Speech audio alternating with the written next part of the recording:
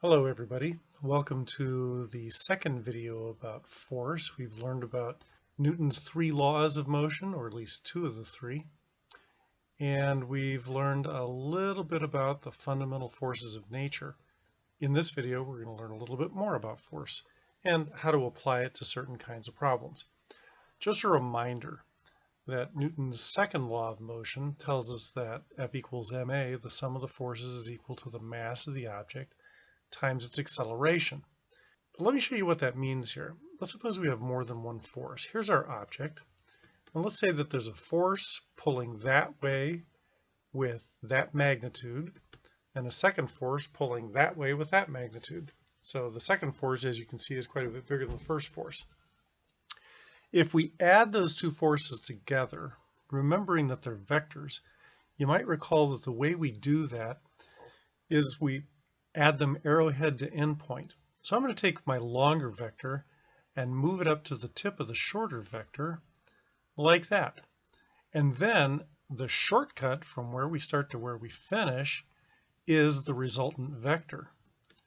So that would be the net force vector right there.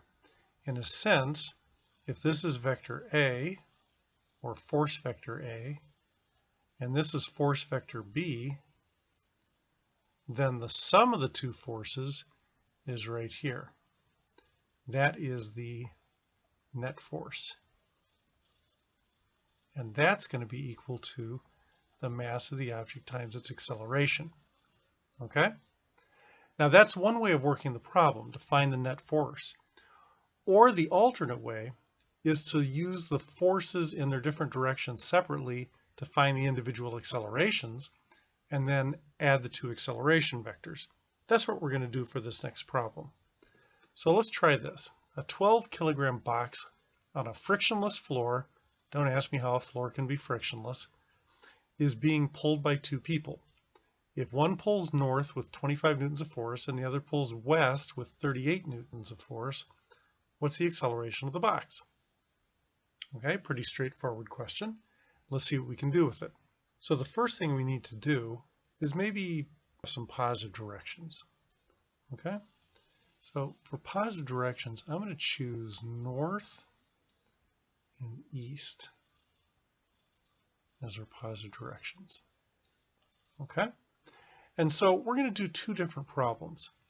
We know that the sum of the forces in the x direction is equal to mass times the acceleration in the x direction. We learned that in the previous video.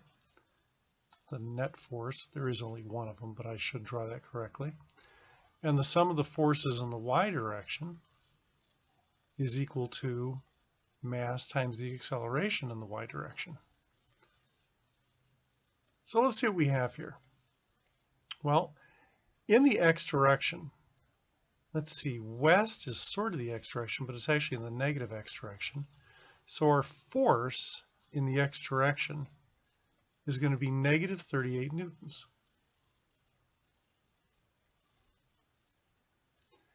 And the mass of the object, well, there is no x direction for mass because mass is a scalar, is 12 kilograms.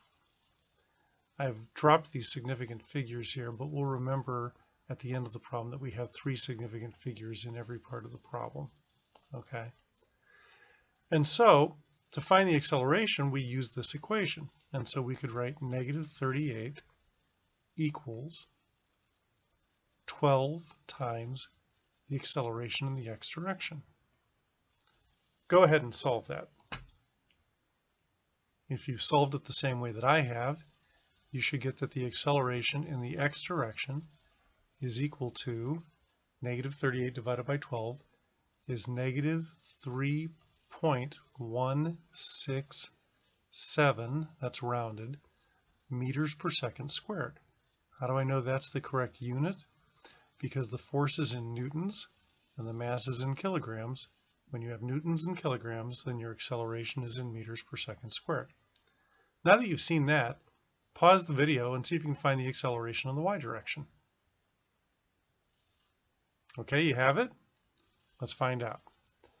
The force in the y direction is to the north, which is our positive direction, and that's 25 newtons. the mass is still the same as it was before. It's still 12 kilograms. So if we set up force equals mass times acceleration, we have 25 equals 12 times the acceleration in the y direction. You should have gotten, and I'm sure you did, that the acceleration in the y direction is 2.083 meters per second squared. Make sense? Okay, let's combine those into a single final answer. And in order to do that, we're going to sketch a little diagram. So we'll start with some axes, like so, and we'll sketch our vector components. So in the x direction, we have negative 3.167, that's this way. And then arrowhead to endpoint, in the y direction, we have positive 2.083, that's this way. And our resultant vector is going to be this one. So we need to find the magnitude of the resultant force vector, we'll call that F, and we need to find its angle as measured from 0 degrees, and we'll call that angle theta. Of course, the magnitude is easy. It's the Pythagorean theorem. So the magnitude of the force vector is just the square root of the x component squared plus the y component squared. So it's negative 3.167. Put that in parentheses, folks, if you don't want your calculator to mess it up. Squared plus 2.083. Whoops, need my 0 in there. 2.083 squared. And your calculator says 3.791, and that's too many significant figures, but we'll deal with that in a little bit, meters per second squared. What about this angle? Well, we know the tangent of the angle is opposite over adjacent, so we write that the tangent of theta is the opposite, which is 2.083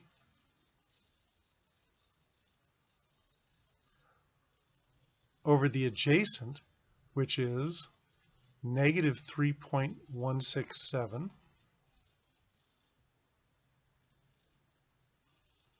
Okay, don't be upset by that minus sign, it's all going to work out. Negative 0.6577.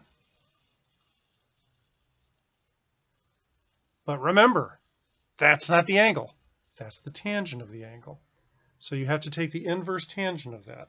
When I take the inverse tangent of that number, I get that theta, the angle, is, and remember to have your calculator in degree mode unless you want your answer in radians, I get negative 33.3 degrees.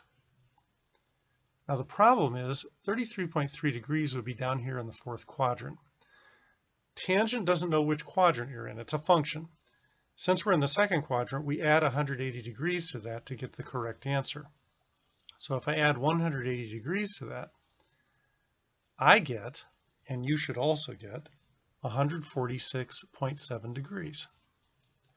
Rounding to the correct number of significant figures, then, our final answer is that the acceleration, which is what we're trying to find, of our box is 3.79 meters per second squared at an angle of 147 degrees. That's what you circle, and that's the beginning of how you do physics. Okay? Any question about that? Oh, well, if you have one, be sure to ask your teacher, because I'm not going to be able to answer it. You see, I'm just a video. All right, we'll see you next time with a few more examples.